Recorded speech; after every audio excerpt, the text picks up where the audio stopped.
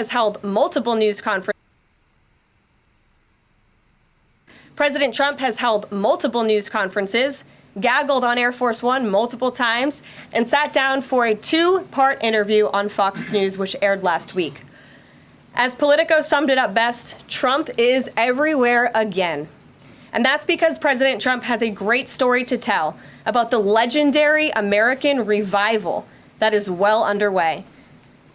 And in keeping with this revolutionary media approach that President Trump deployed during the campaign, the Trump White House will speak to all media outlets and personalities, not just the legacy media who are seated in this room.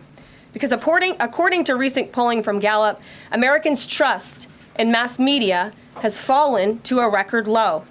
Millions of Americans, especially young people, have turned from traditional television outlets and newspapers to consume their news from podcasts, blogs, social media, and other independent outlets.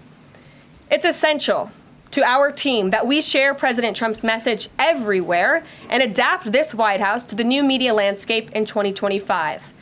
To do this, I'm excited to announce the following changes will be made to this historic James S. Brady briefing room, where Mr. Brady's legacy will endure.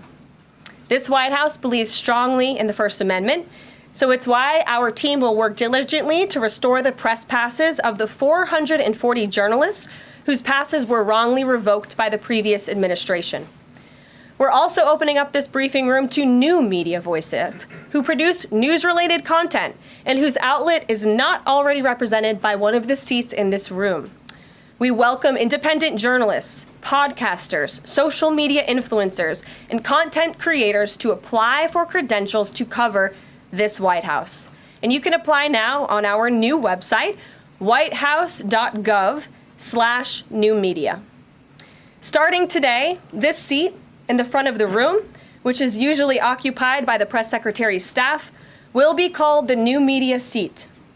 My team will review the applications and give credentials to new media applicants who meet our criteria and pass United States Secret Service requirements to enter the White House complex. So in light of these announcements, our first questions for today's briefing will go to these new media members whose outlets, despite being some of the most viewed news websites in the country, have not been given seats in this room. I'm Steve Doocy. I'm Brian Kilmeade. And I'm Ainsley Earhart. And click here to subscribe to the Fox News YouTube page to catch our hottest interviews and most compelling